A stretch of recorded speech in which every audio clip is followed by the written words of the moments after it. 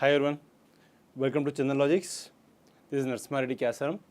So today we are going to cover the current affairs of the month of May. And one more important thing is that this is a Chandan Logics English channel. So I will confine myself only to English. So I think it's fine for any of you. And even the questions also will be displayed only in English, right? So our media of instruction will be completely in English, right? So here we have got a very good number of questions that we are going to discuss in today's class. And yes, very good evening, Amma Revati.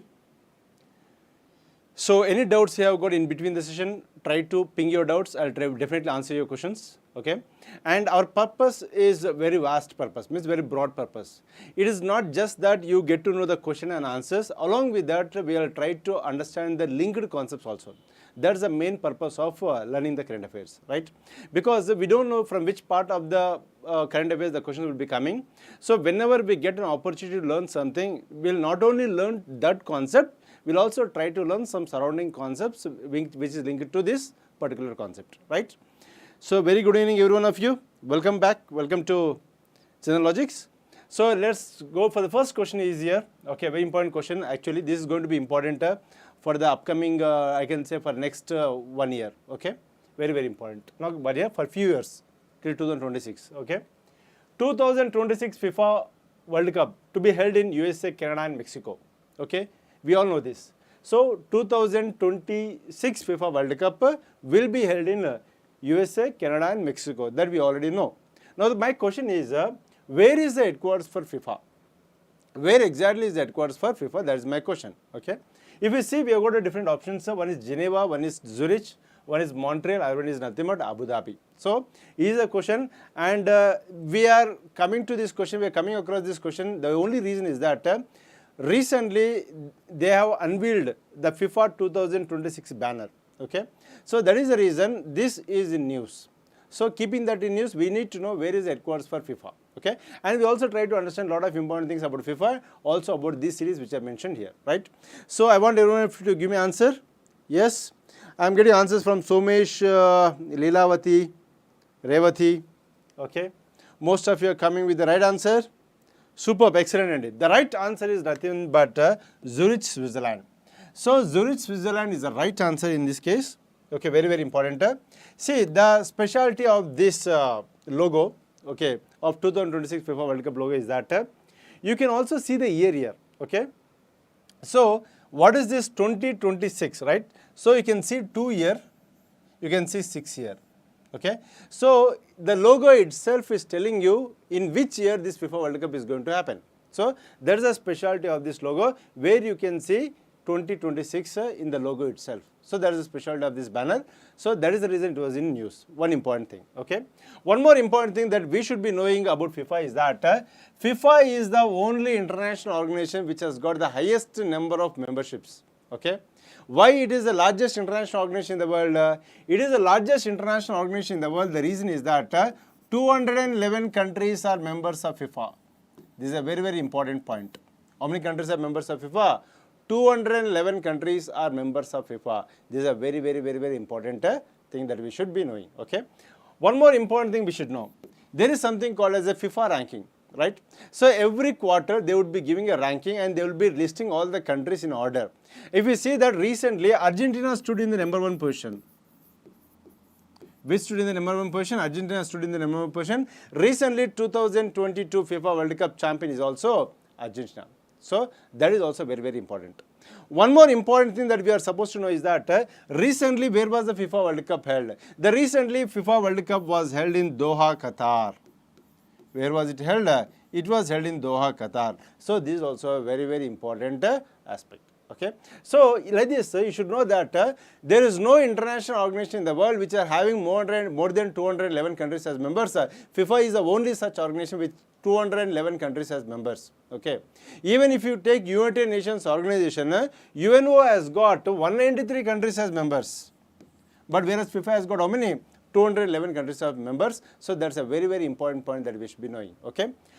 And apart from this, what is the other thing that we should understand? This time this FIFA World Cup will be held in 3 countries, and all these 3 countries are belonging to which continent? They belong to North American continent. So you can see Canada, you can see USA, you can also see Mexico. So this FIFA World Cup 2026 will be held across these 3 countries. That's also important thing. One more. And every time when you speak about headquarters, Geneva is one city where you have got huge number of headquarters. Okay. If I ask you where is headquarters for WHO, the answer is Geneva. If I ask you where is the headquarters of ITU, the answer is Geneva. If I ask you where is the headquarters of WMO, World Meteorology Organization, the answer is what? Geneva. If I ask you ILO, International Labour Organization, the answer is Geneva. Okay. Like if you see that there are many international organizations which are having headquarters as Geneva, very, very, very, very important. Okay.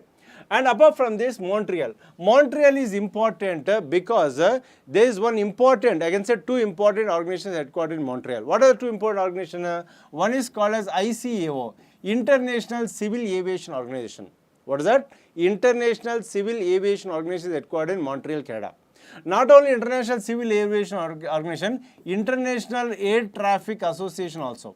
Okay. So both the things which are related to air are headquartered in Montreal, Canada. That's very, very important. Now, why is Abu Dhabi important? Abu Dhabi is important because Abu Dhabi is headquarters for ICC, International Cricket Council. So, where is the International Cricket Council headquartered? It is headquartered in Abu Dhabi. That's also important. So, like this, whenever something like this comes up, it is our responsibility to know a lot of things pertaining to one issue. Okay, that is how we can strengthen our current affairs. That's how we can increase the scope of our learning. Is that clear? Yes. Superb, superb, excellent participation. Yes, Vada is also in Montreal. Okay, superb, Andy. Yes. Nice. Yes, Gianni Infantino is the FIFA president. Superb. Who is this? Somesh. Excellent information from you, Somesh. Okay. Next one. Which of the following ports bagged Sagar Shrestha Samman Award 2023 under the best turnaround time under non-container category? Okay. So, very nice question this one. Okay, it is related to ports. Okay. Now, if you see what is the question? So, recently there was something called Sagar Samman Awards. Many ports in the country have got this Sagar Samman Awards.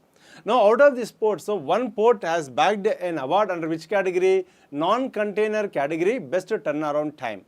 And my question is, which is that port?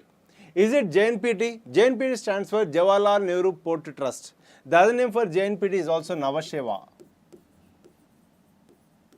What is that? Navasheva. Okay. Paradip, Cochin, Deen Dayal. Deen Dayal port is also called as the Kandla port. Okay. Now, I want you to give me answer for this question. Which of the following ports has received this award? Best turnaround time in non-container category. Yes. Okay, there are some lot of guesses coming up from Somesh, JNPT Mumbai. It's in Mumbai only. Okay. Yes. Yes, Deen Dayal, Gujarat, Kandla. That's right. I am not asking where are these ports located. My question is, who has bagged this award? That's my. Don't deviate from the main question. Okay. Yes. Excellent. Okay. Nice. Very good.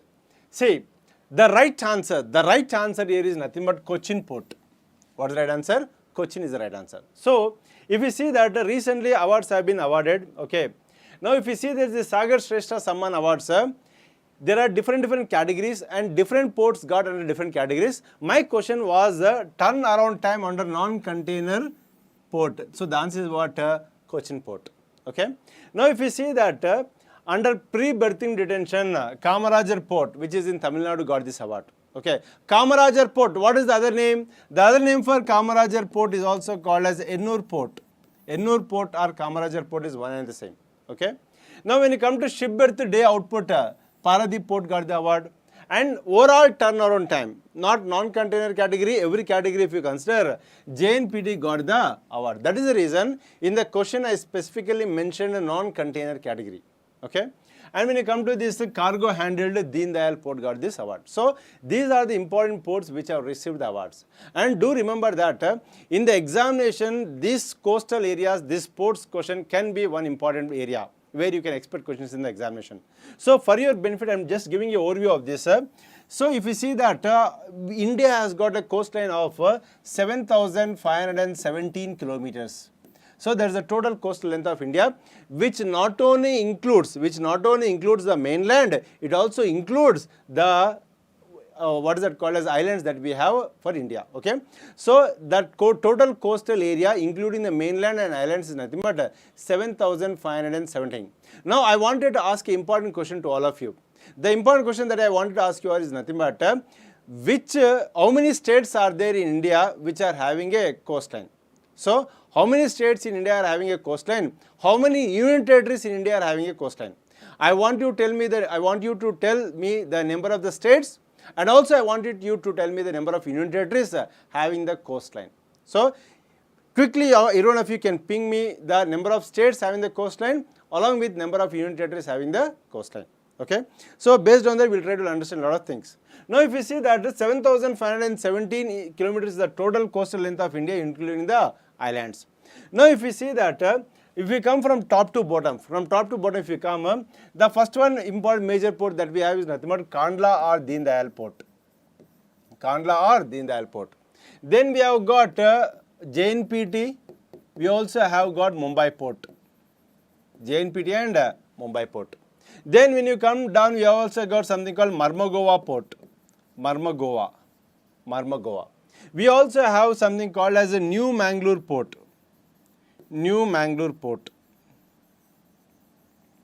Then we also have something called as a Cochin Port.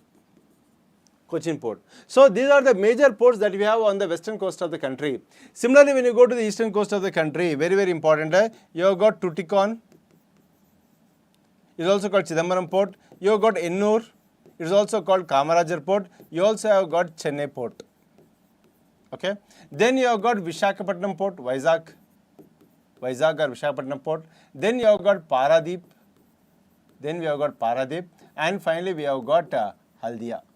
So these are the 12 major ports that we have on the mainland of India. How many? 12 major ports that we have on the mainland of India, and we have got one port on the islands, that is nothing but Andaman Nicobar Islands, and that is nothing but Port Blair. So these are the 13 major ports that we have in India. Very, very important. I think you all gave me the answers 9 plus 2, 9 plus 2, 9 plus 2. So everyone is giving me 9 plus 2, some have given 9 plus 3, and one person has given 9 plus 4, that is Sai. Excellent. We have got 9 states and 4 union territories with a coastline. Superb, Sai. There are 9 states and 4 union territories with a coastline. Now my question to you all is, out of 13, which is having the longest coastline? Okay. I want every one of you to give me answer very fast. Out of this 13, which includes 9 states and 4 union territories, which one has got the longest coastline is my question to you all. Okay. Try to answer this question. Okay. Very, very important. Meanwhile, I will tell you some important things about this. Okay, when you come to Kandla Port, the significance of Kandla Port is nothing but it is a tidal based port. Very, very important. When you come to JNPT, the significance of JNPT is nothing but it is the first port to have a geotagging facility. And when you come to this Cochin Port, it is the first port to have liquefied natural gas facility, LNG facility. Okay. Very, very important. Ennur Port is the first corporate port. Every point that I am telling you is very, very important for the examinations. Okay. So Ennur Port is the first corporate port and Chennai Port is the first artificial port. And when you come to Vizag or Visakhapatnam, it is the natural and deepest. And when you come to Shamprasad Mukherjee Port or Haldia Port, it is the only port which is a river based port. So questions have come in examination on these parts. So this is very, very important from examination point of view. Yes, I am getting multiple answers. Super. Overall, it is Andaman and Nicobar. Andaman and Nicobar stands in the number 1 position with 1963.7 kilometers. Followed by Andaman and Nicobar, we have got Gujarat. Followed by Gujarat, we have got Andhra Pradesh. So this is also very, very important. Don't get confused. Suddenly you tend to give the answer as Gujarat. No. First is Andaman Nicobar. After that we have got Gujarat. After that we have got Andhra Pradesh. Is that clear for everyone of you? Yes. If it is clear, put a thumbs up. Okay. Yes. Vizag port is natural and deepest. What is the reason behind that? The reason behind that is that there are certain hills near Vizag. Okay. And there is a hills called as Yarada Hills. Now because of the Yarada Hills, the depth of the ocean will be very high there. So because of that Yarada cliff, okay, since the depth of the ocean is very high close to the seashore, there is a scope for having a natural and deepest port. Okay, this question has come many times in the examinations. Very, very important. It stands very, very important. Clear? Yes? If it's clear, put a thumbs up so I understand that it's clear for you all. Yes? Superb. Superb. Yes. 974 kilometers is for Andhra Pradesh. Excellent. Shall I go for the next question? See, that's the purpose. See, when you're learning something, don't learn point to point. Try to learn every concept which is linked to that point. That's how you expand your knowledge base. Okay? And that's how you can also remember it for a long period of time. That's very important. Next question is before you. President of India Srimati Draupadi Murmu confers 37 gallantry awards. Which is the highest peacetime? Sorry, it's a typo. Which is the highest peacetime gallantry award? Which is the highest peacetime gallantry award? Paramveer Chakra, Kirti Chakra, Ashoka Chakra, Mahavir Chakra. Yes. I want you to give answer for this. Yes. Dolphin knows exactly. Exactly. Chota Bheem. Yes. So, which is the highest peacetime gallantry award among the given options? That's my question to you all. Yes. I am getting answer as B. Kirti Chakra. Chota Bheem says A. Paramveer Chakra. Okay. Okay. See, when I am framing the question, I have framed these questions. Okay, I myself have framed these questions. When I am framing the questions, first I will think the mindset of student. Okay. So when you look at the question, what would the student tend to answer?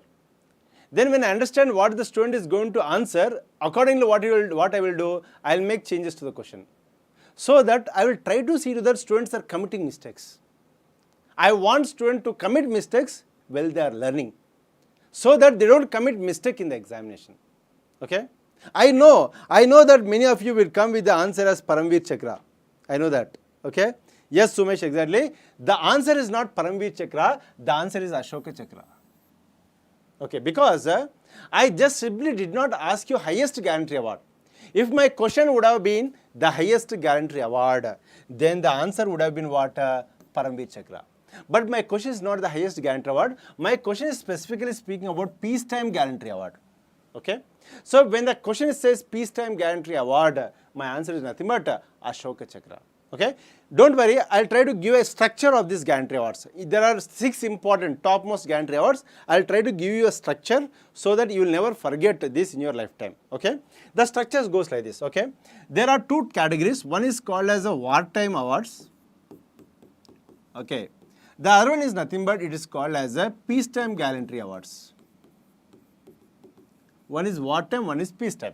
When I say wartime, when India is waging a war with any other country, if any person is actually displaying huge courage, okay, so you will be awarded what? Wartime gallantry award.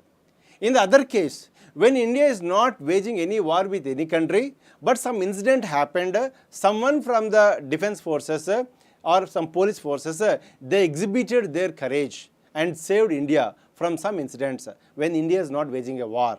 During that point of time, they will be eligible for what? Peacetime gallantry awards. Okay. Now, if we see out of all the gallantry awards, the topmost gallantry award in the country is nothing but Paramveer Chakra. What is that? Paramveer Chakra is the topmost gallantry award. Okay. After Paramveer Chakra, then what we have is nothing but we have got Mahavir Chakra. Mahavir Chakra. After Mahavir Chakra, what we have is nothing but Veer Chakra. So Mahavir Chakra, and finally it's a Veer Chakra. Paramveer Chakra, Paramavirudu, Mahavirudu, Virudu. So that's the difference. Okay. Now when you come to peacetime, okay, the topmost peacetime gallantry award is nothing but Ashoka Chakra. What is that? Ashoka Chakra. Okay. After Ashoka Chakra, then comes Kirti Chakra. After Kirti Chakra, then comes the Shaurya Chakra. Okay. So this is the order of the preference of the awards. Okay. So the topmost one would be what? Paramveer Chakra, out of all the awards. Only peacetime if you take, the answer is what? Ashoka Chakra. Now the question comes, if you mix up all these things, what can be the order? Very simple. The order is as simple as this. First is Paramveer Chakra, then go to Ashoka Chakra, then come to Mahavir Chakra, then go to Kirti Chakra, then come to Veer Chakra, then go to Shaurya Chakra. So alternate Paramveer, Ashoka, Mahavir, Kirti, Veer, Shaurya. Okay. So this is the order of the gallantry awards. Very important. Okay. And Somnath Sharma is the first person to receive the Paramveer Chakra. Who is that? Somnath Sharma is the first person to receive Paramveer Chakra. In India, till date, if you observe, there are only 21 Paramveer Chakra recipients. How many? Only 21 Paramveer Chakra recipients. Recently, this was in news because Andaman Nicobar Islands are named after Paramveer Chakra recipients. So that's how it was in news. Very important. Okay. Till date, only 21 people have received Paramveer Chakra. The last time Paramveer Chakra was awarded was in 1999 during the Kargil War. Very important. Okay. We had the major war till date in 1999, Kargil War, and July 26 is also very important because that particular day is celebrated as what? Kargil Vijay Divas. What is that? Kargil Vijay Divas, July 26th, 1999. Okay. And if you have seen the movie called Sher Shah, there is a character called Vikram Batra. That is the last person to receive the Paramveer Chakra till now. Okay. You should understand all these things. Okay. I'll tell you one interesting aspect. about Ashoka Chakra. Okay. When you come to Ashoka Chakra, okay, 2018, I guess, there was a person called as some Vani. Okay, so his name is some Vani. I am not exactly getting his name. This person is very important because I'll tell you, he is the person who was a terrorist converted into a patriotic soldier. Okay. He was initially a terrorist, but this person, what he did, while he was a terrorist, he was confronted with the Indian army, but later point of time, he got some realization. After getting realization, he stopped those activities, he surrendered before the army. After surrendering before the army, he went on with his education. After completing his graduation, he applied for an army job. He got army job. Okay, he became a soldier in Indian army. After becoming a soldier in Indian army, at one occasion he killed 8 militants. In the process of attacking those militants, he also died. And this person was awarded what? Ashoka Chakra. Very important. Okay. And this person is giving a great lesson to us. What is the great lesson? In this society, in this life, everyone will tend to commit some mistakes. But you should not commit one more mistake to cover the mistake. Rather than, if you agree your mistake and try to make for it, okay, you will have a better life. See, a terrorist getting the highest peacetime gallantry award is something very great. Okay, so try to find out his name. His name ends with Vani. Some Vani, Muhammad Abdul Vani something, some name is there. Okay, try to find out his name. Clear? No, not only army, Sujata Rathod, this award is also given for police department also. Even in the complete defense, even police also, if you are tend to get, you can get. Because recently Ashok Chakra was also given to Babu Ram, who is a Delhi police constable. He also got the Ashoka Chakra. Okay, so it's not only meant for army, it's also given for police department also. Is that clear? Yes. Superb. Okay. So I hope I made this point very clear, right? I'm going to the next question. Yeah. So see a few important things. Okay. Recently on May 29th, 2023 in Rashtrapati Bhavan, these awards were given. Okay. Who gave this award? Srimati Draupadi Murmu. Okay. Draupadi Murmu, and she is the Supreme Commander of the Armed Forces. You should know that every time President is the Supreme Commander of the Armed Forces.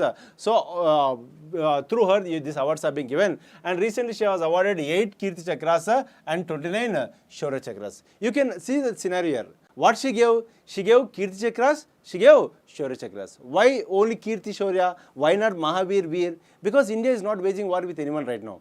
India is now in a peacetime.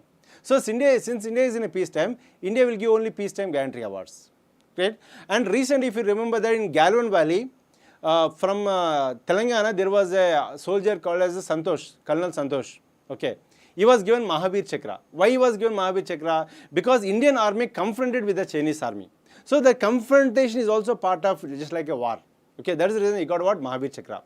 And if you remember that when India tried to repel the attacks of Pakistan, Abhinandan Vardhaman also got award. He got what? Veer Chakra. Because that was also just like a small war. Right? So whenever India is waging a war, you tend to get Paramveer Chakra, Mahavir Chakra, Veer Chakra. When India is maintaining a peacetime, you get Ashoka Chakra, Kirti Chakra and Shaurya Chakra. Kirti Chakra is bigger than Shaurya Chakra, so less number of awards will be in Kirti Chakra. Clear? Yes. Santosh Baba, exactly. So they got posthumously. Next one. Yes, this question is also important. Who among the following is the recipient? Typo it is, I'm sorry. Recipient. Who among the following is the recipient of Bharat Ratna Dr. Ambedkar Award? Atal Bihari Vajpayee, L.K. Advani, Shri Narendra Modi, Yogi Adityanath. Okay. So who among the following is the recipient of this award? What is that award? Bharat Ratna Dr. Ambedkar Award. Yes.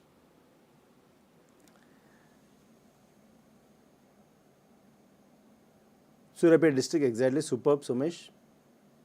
Nazir Hamedwani. Sujata, thank you, Amma. Nazir Hamedwani was the person who received Ashoka Chakra. Okay. Very, very. It is inspiring for me, actually. Okay. Yes, yes. What's the answer? Okay. Most of you give me the right answer. Exactly. The right answer is nothing but Yogi Adityanath. Okay. See, out of these people, who received Bharat Ratna? Bharat Ratna is received by Atal Bihari Vajpayee. But our question is not Bharat Ratna. Our question is Bharat Ratna Dr. B.R. Ambedkar Award. Dr. B.R. Ambedkar is a Bharat Ratna. So the question is Bharat Ratna Dr. B.R. Ambedkar Award. It is won by Yogi Adityanath. Why was Yogi Adityanath given this award? He was given this award because he has put all of his efforts to have a peaceful Uttar Pradesh. Because you know the Uttar Pradesh is known for dons. Uttar Pradesh is known for rowdy shearers. Okay. Now there was a lot of bad image on Uttar Pradesh. Okay. Whenever some people face some bad opinion or bad experience from Uttar Pradesh people, they used to say is a UP wala bhaiya. UP wala bhaiya. So that UP wala bhaiya was a wrong notion on Uttar Pradesh people. So if someone has done some wrong thing, they'll say, hey, he's a UP wala, aise hi karega. So that you want to remove that notion. So to remove that notion, what he did, he has put down many criminals in Uttar Pradesh. For this activity of Yogi Adityanath, he was given this award. So very, very important. And one more important thing is that Atal Bihari Vajpayee is the recipient of Bharat Ratna. And last time in India, the Bharat Ratna was given in 2019. Okay. In 2019, 3 people were given Bharat Ratna. Pranab Mukherjee is one person that you already know. Okay, who was the ex-president of India. And we also have got one more person called as Bhupen Hazarika, who is an Assamese folk singer. Okay, that person is also very, very important. There is also one more person who is an RSS activist. Okay, and he is the founder of the first Shish Mandir in the country. There is a chain of schools called Shish Mandir schools. He is the founder of that first Shish Mandir in the country. His name is, this is some different name, I am not getting that name. Okay, so 3 people in 2019 received this award. As per my guess, in 2024 again Bharat Ratna will be awarded. What can be the reason? You try to comment. Okay, we'll try to see. Okay, chalo. See here, very, very important. Yeah. So here this award given by our president. So you can see Dr. B.R. Ambedkar's statue present here. And on behalf of Mr. Yogi Adityanath, okay, other person is coming, one of his ministers is coming and receiving this award. And here one more important thing I'll tell you. Recently or who are the earlier recipient of this award. And this person you remember, Harshali Malhotra. Who is this Harshali Malhotra? Okay. Do you all remember the movie, what is that movie called as Salman Khan's movie, Bajrangi Bhaijaan? You all remember? In Bajrangi Bhaijaan there is one girl, a small girl, the dumb girl, right? The dumb girl is nothing but Harshali Malhotra. So she is the one who got in 2022, Harshali Malhotra. Okay, and you can also see one important person here, S.M. Krishna, first person to receive this award. Who is S.M. Krishna? S.M. Krishna is the former Chief Minister of Karnataka. is a former Chief Minister of Karnataka, is credited with Bangalore being made as a cosmopolitan city. So, Bangalore is the Silicon Valley of India, and this Bangalore being the Silicon Valley of India, who has contributed much to that is nothing but S.M. Krishna. Okay, I'll tell you some important lineage. Okay, S.M. Krishna, son-in-law is Mr. Siddharth. Okay, who is this Siddharth Malia? This Siddharth Malia is a Cafe Coffee Day founder. He recently committed suicide. Okay, and this Siddharth Malhotra's son is married to D.K. Shivkumar's daughter. Okay, so D.K. Shivkumar's daughter is a wife of Siddharth's son, and this Siddharth is the son-in-law of S.M. Krishna. And D.K. Shivkumar, who recently was in news for Karnataka's drama, okay, this person is a follower of S.M. Krishna, is a disciple of S.M. Krishna. So, if consider S.M. Krishna as his political guru. Okay, so that's how I could my concentration went on S.M. Krishna. So, you can see some important people are there. Shekhar Suman. Shekhar Suman is famous in TV channels. Okay, so you can see Nitish Kumar, Chief Minister. Okay, Bihar Chief Minister. And what important, Kanshiram, very important personality for what is called deprived people from the lower strata. Okay, Shabana Azmi, Farhan Akhtar's mother, Shabana Azmi. So, very important person. Mayawati, who is a disciple of Kanshiram. Okay, Mayawati. Okay, Prakash Ambedkar, I think is a son or someone of Ambedkar. Okay, so Richard Chedda also. So, some important names are there. You should also get through this. You should know a little bit of information about these people. Okay, chalo. So, and this is given for people who are contributing to the society in education and different aspects. Next question is before you. Very important question. This was in news. Yes. Kanshiram. Yes. Yes. Deputy Chief Minister of Karnataka. Excellent. Shantiniketan is in tentative list of UNESCO World Heritage List. The total number of sites in India are. Very nice question. So recently, Shantiniketan, Vishwa Bharati University, is in the tentative list of UNESCO heritage sites. Tentative, it's not confirmed. Okay. Now my question is that how many UNESCO World Heritage sites are there in India? That's my question. Okay. I wanted you all to come with the answers. Yes. 75, 62, 49, 40. Okay. If you have given some answer, now my question next to you is, which is the recent UNESCO World Heritage Site in India? Which is the recent UNESCO World Heritage Site in India? Superb. Every one of you are giving the right answer. We have got 40 UNESCO World Heritage Sites. Okay. The 40th UNESCO World Heritage Site is nothing but Dholavira, and 39th UNESCO World Heritage Site is nothing but Ramappa Temple. So, very important.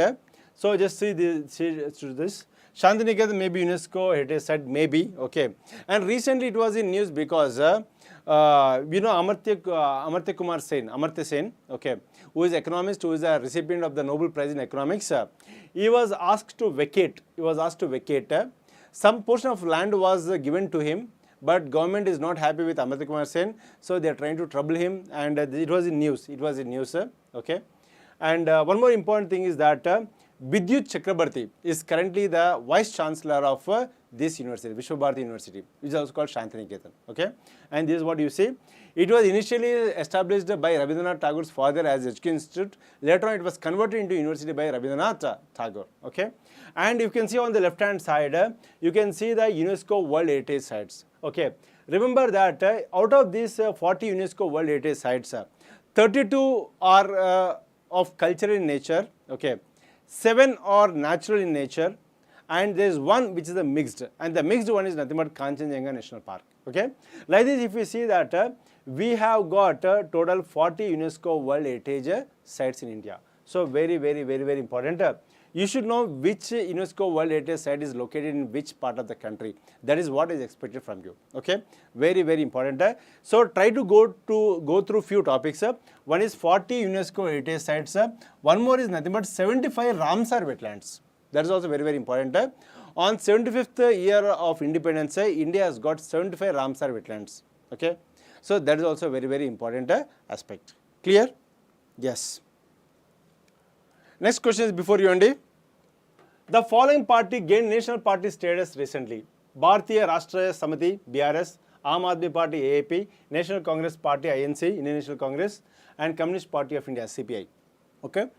Now tell me which of them has gained the national party status recently. Yes. What's the answer? Superb, superb, superb. Okay. Can you also give me one answer, like which parties recently lost the national party status? Which lost? Okay. Superb. Everyone is giving right answer. Answer is Aam Aadmi Party. Excellent. Undoubtedly. Undoubtedly. Undoubtedly. Okay. Superb. Yeah. See, we have got 6 national parties in India. We have 6 national parties in India. The first one is nothing but Aam Aadmi Party. Okay. Recently, Aam Aadmi Party got the national party status because Aam Aadmi Party became the party in the state party in 4 states. So, since it has got the recognition of being the state party in 4 states, it became a national party. Very, very important. And a National People's Party. Okay. P.S. Sangma has established National People's Party. This National People Party was established along with the National Congress Party of Sharad Pawar. So NCP and NPP, both of them were established almost simultaneously. Okay. Actually, both of them initially formed NCP. Later on, P.S. Sangma came outside and formed NPP. Now, this is still holding the national party status, which is a party prominent in the northeastern part of the country. And we have got Indian National Congress, the national party for a long period of time. Then you have got Bharatiya Janata Party. Bharatiya Janata Party was in news for having the highest number of what do you call as a party subscription, okay, in the world. It's the largest party in the world. With respect to the subscription, if you consider, it's the largest party in the world, not only in India, but also in the world. Very, very important.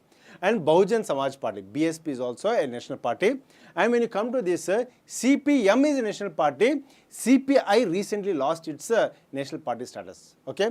Very, very important is nothing but very, very important thing is that this Trinamool Congress lost its national party status and CPM or CPI also lost its national party status. So, those 2 things are very, very important.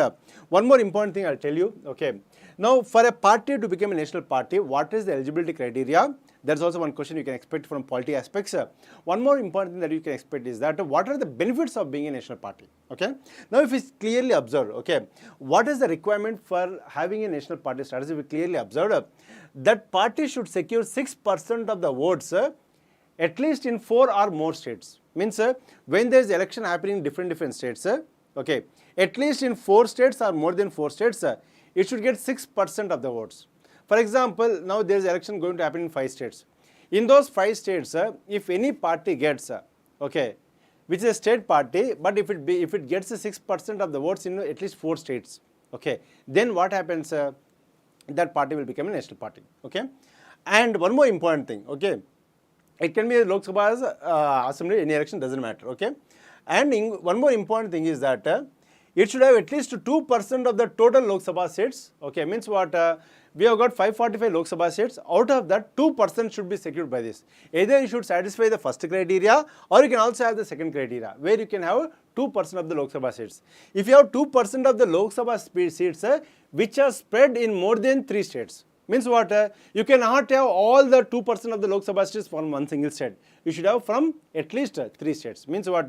Those 2% of the Lok Sabha seats must be spread at least in 3 states. This criteria, if you satisfy also, you can become a national party. The other criteria which must be satisfied is nothing but it should be recognized as a state party in 4 states. Okay. So, this one or this one or this. It is not and condition, but it is a or condition. You can satisfy the first condition, or you can satisfy the second condition, or you can satisfy the third condition. If you satisfy any one of these 3 conditions, you can tend to become a national party status. Aam Aadmi Party on account of this has become a national party. Very, very important point. Now, I will tell you what are the benefits. The benefits is that if that party is contesting anywhere in India, it will have a common symbol. That's a very much important benefit because a common symbol gives a greater identity compared to different symbols. So, first benefit. Second benefit is that nothing but these TV channels, they can go and tell about this party during the election times. So, they will be given some free airtime for that, broadcasting about the publicity of that party in the elections. One more important thing is that they will also have a land to have a party office in New Delhi. Means some land will be allocated to the national party. So, there is also one more benefit. Apart from that, they are eligible to have a 40 star campaigners. Okay. Otherwise, they will have only 20, but here they will have 40 star campaigners. Okay. So, all these things are very, very important benefits that party derives if it becomes a national party. So, Aam Aadmi Party now is going to get all these benefits. So, very, very important part. Is that clear? Yeah, GDD channel faculty, exactly, facility. Superb. Okay. So whatever I am telling you, see, these are very, very important from examination point of view and also from a current affairs point of view. Okay. It is important to know all these things even if you are not in examination also, but from examination point of view, from examination oriented, we are trying to take in this topic. We have to see what are the different ways a question might be asked. So we have to cover in a very, very comprehensive manner. That's our ultimate aim, so that whenever you write an examination, okay, if any question is coming from that area, you should be in a position to answer. See, the worst thing or the very, very sad thing is that you have touched the subject, but you are not able to answer the question. That's the very, very saddest part. That should not be the case. If you have gone through the topic, any questions come from the topic, you should be able to answer. That is only possible when you understand that subject in an integrated fashion or in a comprehensive way. So that's a very, very important thing. Okay, that should be your approach from the examination point of view. Clear? The next question is before you all. Yes. Consider the following statements regarding the Competition Commission of India. Okay. The reason I gave this question is because of this person. Okay. So Competition Commission of India. Okay. First one, it was established on the recommendation of the Raghavan Committee. Second one, it consists of chairperson and 6 other members. Okay. One only, two only, both 1 and 2, neither 1 nor 2. Okay. See, this question is different from the other questions. This question is at a little bit higher level. I'm not going for a straight question, but I'm going to bit a higher level question. Okay. So considering the complication in the examination nowadays, we have to also be prepared for this kind of questions. Okay. Yes. Yes, answer please. Ranveet Kaur, superb Choda Bhim. Moham Jodagane పేరు చెప్పేస్తున్నా Choda Bhim. What's the good name, man? Yeah, I'm sorry. I'm speaking Telugu, right? Yeah. Just looking at the face, you are giving the name. That's great, Choda Bhim. Okay. Thank you, Sumish. What's the answer? Yes, yes, yes. Quickly. Okay. A, C. Okay, fine. Answers both 1 and 2 are the right answers and very, very important. Just see here. Okay. So we have to understand some important things. First of all, she was recently appointed as the chairman of the Competition Commission of India. Okay. Now this Competition Commission of India is something exactly the opposite of Monopoly Restrictive Trade Practices Act, MRTP Act. Okay. See, during Indira Gandhi government, okay, to prevent the monopoly of the companies, government has come with the MRTP Act in 1969. Okay. Now, because of this act, what is happening? The industries are not able to progress. Okay. Now, to have a healthy competition, okay, to have a healthy competition in the society, we have come with something called a Competition Commission of India. Because if we see that in this society, there is every chance that bigger companies will try to eat away the smaller companies. Okay. Now, to prevent that, what government will do? Government will not allow 2 companies to merging together so that they become the largest stakeholder in the country. For example, I'll tell you one nice live example. Idea and Vodafone wanted to merge. When Idea and Vodafone wanted to merge, the government noticed that when these people merge, they are going to have more than 60% of the market share. Okay. Since they are going to have a 60% of the market share, there is every threat to the small telecom operators. Then immediately what the Competition Commission of India did, they stopped the merger of Vodafone and Idea. So like this, Competition Commission of India will try to play a major role to protect the smaller players in the society. So that's how it's a purpose. Okay. Now if you see this Competition Commission of India is the chief national competition regulator in India. And when you come to this, it is a statutory body. This question also can come in the examination. What kind of body is the Competition Commission of India? It is a statutory body. Why it is a statutory body? It came into existence as per the Competition Act 2002. Remember that when every organization come into existence based on an act, okay, based on an act, then that becomes a statutory body. So it has come into existence by enforcing the Competition Act 2002. So it's a statutory body. That's a very, very important point. And it came into existence on 14th October 2003. Okay. It has got 1 chairman and 6 members. So the point is also right what we have discussed. Okay.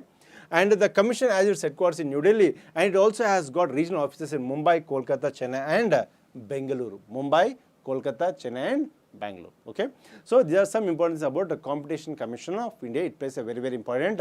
Do remember this name because it's the important body, and a person's appointment to such important body can definitely be a question in the examination. So what's the answer? Ranveer Kaur is the right answer.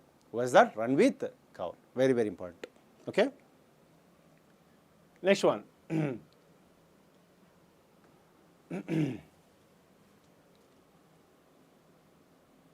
Israel is bordered by which of the following countries? Israel is bordered by which of the following countries? Okay. So try to give answers.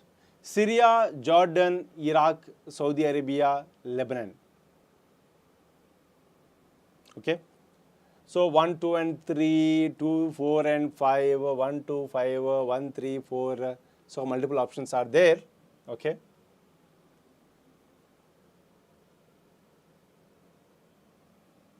Yes. Option 3. Okay. C. You mean to say C?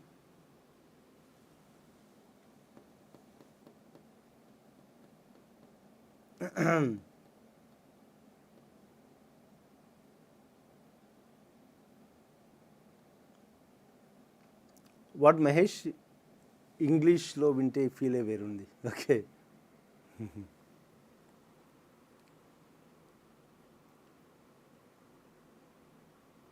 Yes, come on, give me answers. Syria, Jordan, Lebanon. Okay. So you mean to say 1 to 5. Anil Kumar. Superb. Okay. The right answer is nothing but 1 to 5. Very, very important. See, why is this in news? Why is this in news? Because recently, actually not recently, every time, Syria is one country that will have Israel is one country that will have a war on everyday basis. Generally, a country will have once in few years. But Israel is one country that will have war on a almost everyday basis. Okay, the basic conflict if between Israel and Palestine, not only Palestine, the surrounding countries. Okay, it is basically because of ethnic cleansing. What is ethnic cleansing? Okay, I'll tell you. The war basically started somewhere around 1946. That's a 6-day war that happened. And this war was between the local people of Palestine and the migrated people of Jews. That's nothing but Israel. Okay. Now, if we see that initially, this was the size of Palestine and this was the size of Israel. Okay. But after this 6-day war of 1946, what happened? The things have reversed. Israel became so much amount of big and Palestine became so small. And do remember that Israel is one country which is one of the most powerful defense countries in the world. This is one important thing. Second important thing you should know that Israel is the country that spends a huge amount of percentage of the GDP on research and development. No country in the world knows the importance of having a country more than Israel. Ante, no country knows the importance of having a country. Okay, because these people, they made up their country with a lot of efforts. All the Jews all over in the world, they migrated to Israel, they purchased the lands in this area, and now they made that as their own country. Okay, that created a conflict between Palestine and Israel. Now these people are trying to protect their country. They will not even allow inch of their land to go to other people. Okay, in fact, at one point of time, Egypt, Jordan, okay, Syria, everyone, Lebanon, okay, Palestine, everyone combinedly fought with Israel. But all the countries lost to Israel. And it is the Israel which has won the war. And after winning the war, Israel occupied certain part of Gaza Strip of Egypt. They occupied the Golan Heights of Syria. Like this, they occupied a lot of things. And finally, again, they gave it back to them because that was too big for them to manage. Okay, so Israel is very, very important, the most powerful defense country. Even the IPS officers in India will be sent to Israel to understand their policing. Every year, the IPS officers are getting passed out. They will be sent on few days of visit to Israel. So important is Israel. Very, very, very, very important. Okay, is that clear? And the lowest point in the world is nothing but Dead Sea. That is also present here only. Okay, so this is also one important thing. Superb. Jerusalem, yes. The fight is for Jerusalem. See, Israel says that entire Jerusalem belongs to me. But Palestine says that eastern part of the Jerusalem belongs to me. Okay, there is a major conflict between Israel and Palestine. Okay. Next one. Which of the following state is the first to introduce the India's first welfare fund for workers under MNREGS? Okay. We are the first state to have this initiative. This is a very, very important question. Okay.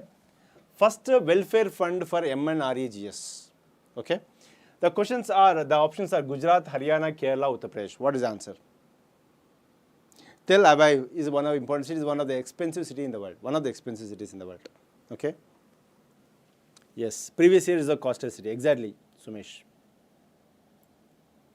Now Singapore, exactly. Superb, man. You people are very good at kind of face. Kerala, superb, exactly.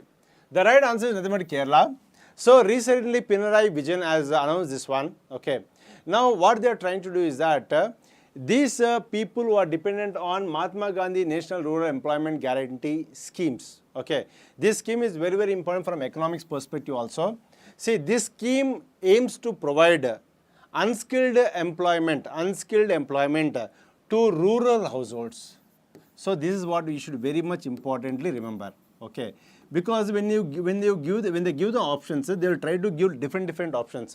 Every household, urban households. The answer is only rural households. To which categories of the people? All categories of the people. ST, SC, BC, OC, women, everyone. Okay, there is nothing like only reserved for certain sections of society. It is applicable to everyone.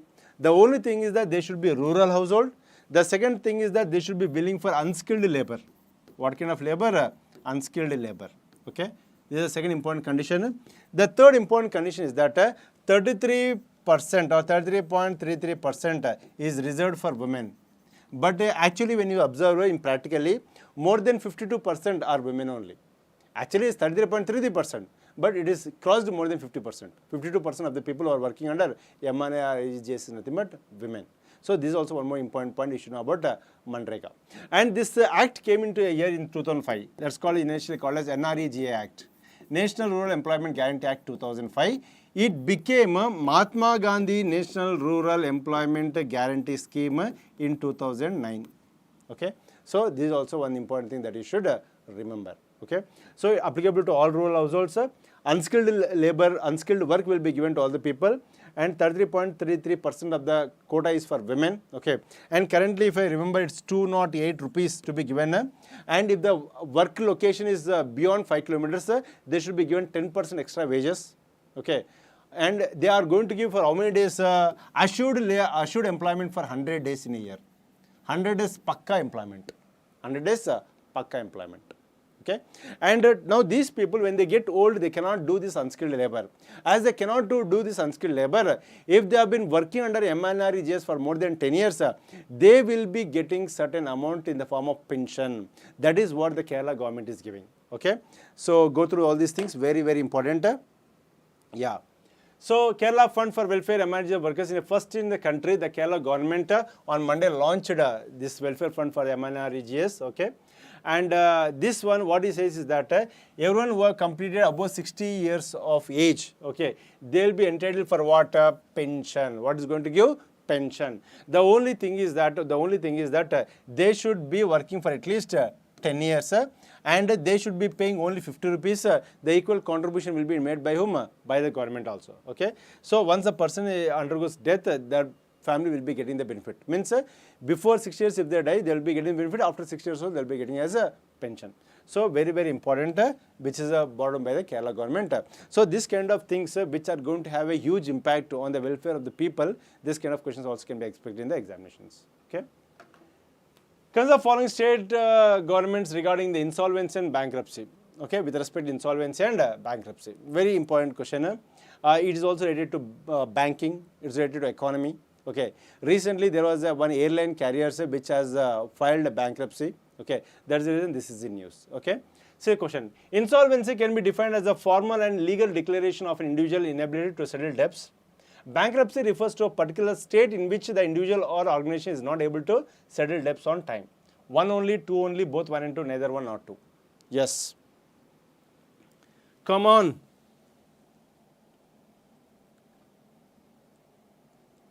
Okay, good. I want you to answer this question. Quick.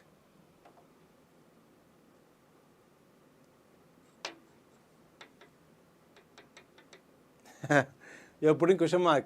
I'm asking you a question, then you're giving me a question mark again. Sai.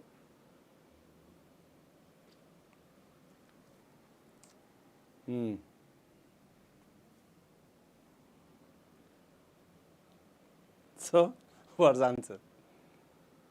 Yes, I want everyone to answer. Yes.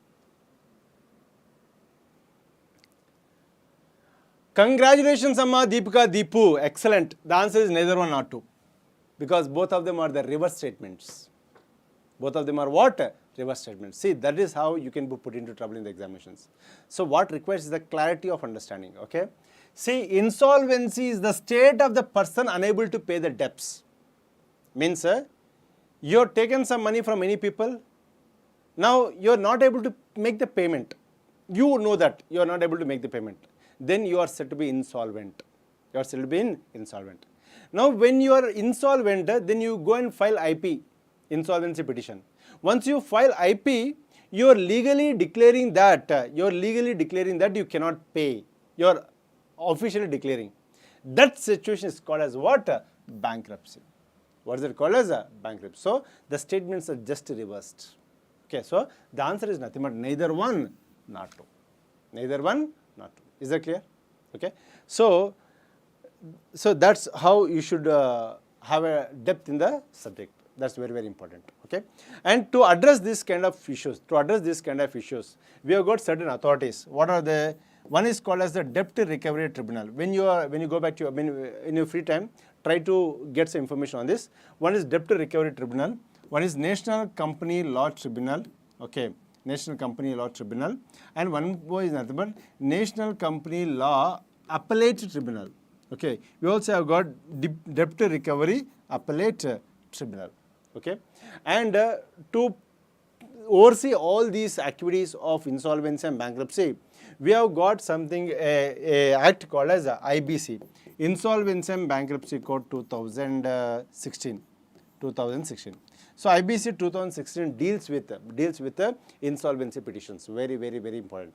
And the body that oversees the implementation of IBC is nothing but IBBI, Insolvency and Bankruptcy Board of India. What is that? Insolvency and Bankruptcy Board of India. So this is the body that oversees insolvency and bankruptcy process. Is that clear?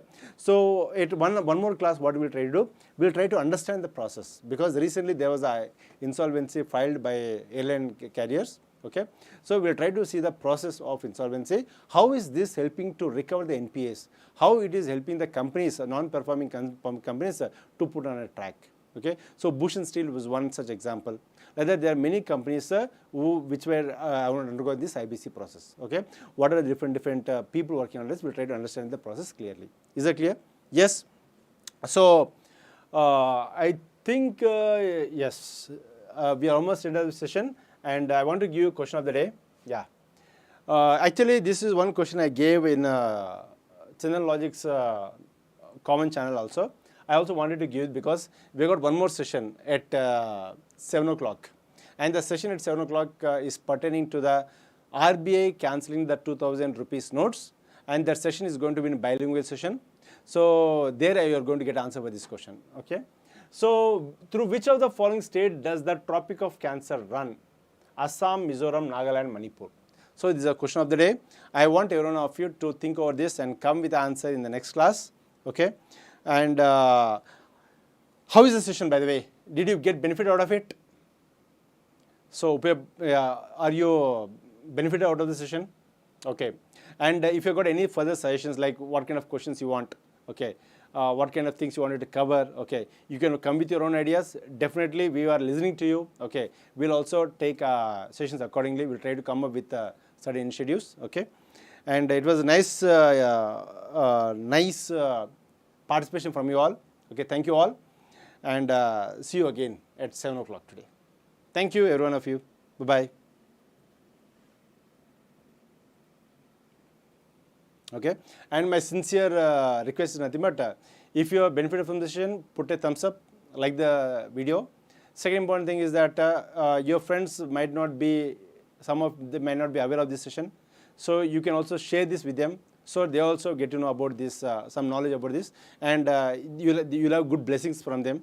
Okay, and if you are new to this channel, do subscribe the channel also. Okay, and if you want to get notification, click on the bell icon. Okay, thank you everyone. Signing off, Narsimha Reddy Kyasaram. Thank you.